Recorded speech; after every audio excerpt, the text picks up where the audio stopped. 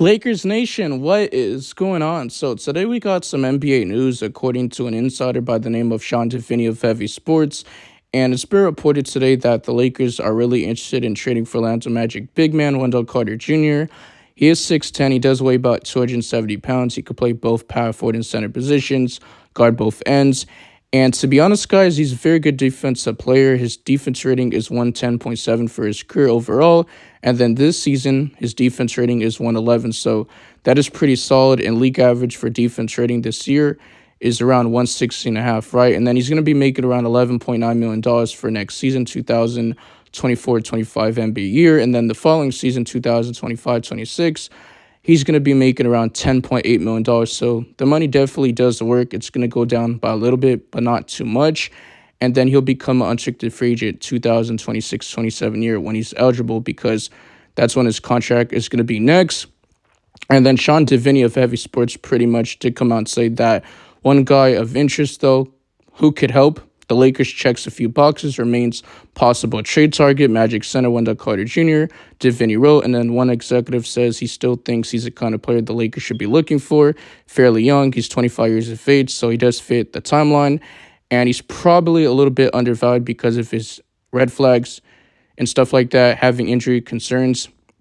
And he's still taping into his skill set, his potential. The executive told Heavy Sports today the contract is, the right price. It just makes perfect sense for the Los Angeles Lakers, the position that they're in. And that's the guy that they're monitoring, but a lot of teams are. I believe the Pelicans are interested in him. Correct me if I'm wrong. But I think this is very interesting. And then he says it does make sense, but with some caveats. I'm so sorry if I butchered that name wrong. First, the Magic would need to accept what the Lakers might be willing to give up for Carter Jr. They likely want a first-round pick, but the Lakers might not want to pay that price, at least not yet. So the Lakers could send either D'Angelo Russell for Carter Jr., but the Magic would want some youth in return. That means either a pick or last year's first-round pick, including 17th overall, Jalen Hood-Schifino, which he really hasn't panned out. He's been dealing with back injuries, and that's why he's been sitting out for basically the whole season. Didn't really get too much of an opportunity, but he did play for the South Bay Lakers in the G League, and pretty much he did ball out, but he's not playing in the Summer League because he's recovering from that back surgery that he had and stuff like that, right? Now, I will say for Carter Jr., he did appear in 55 games for the Orlando Magic out of 82 this past season, which is actually incredible. He did average around 11 points per game. Back to what I was saying, that's not incredible. 55 games, it's not really too good, but it's not terrible, right? But he did average around 6.9 rebounds, 1.7 assists, 0.6 steals, and 0.5 blocks while shooting damn near 52.5% from the field. And he's a very good three-point shooter. He shot around 37.4% from behind the arc and 69.4% from the free throw line, which is terrible. So he does need to improve his free throw percentage. He could definitely, space out the floor. And the Lakers, they lost to the Denver Nuggets in the first round of the 2024 NBA playoffs in 5 games, while the Orlando Magic, they fell to the Cleveland Cavaliers in the first round, 7 games. And to be honest, guys, they should have won that game because they had the lead up going into the third quarter, and they blew it and they finally lost, right? But Wendell Carter Jr., I think he's someone the Lakers would go after, and then could be an executive told Tiffany he could be a beast as a backup on that team. And to be honest, guys, in my personal opinion, I just don't think why the Magic would want to trade him. They got a young core. They just made it to the playoffs. And there was one of those teams that are definitely a sleeper, right? So they just signed Franz Wagner on a massive contract extension. So we'll see what happens. He's a former Duke product. Like I said, he was drafted in 2018, 7th overall pick by the Chicago Bulls.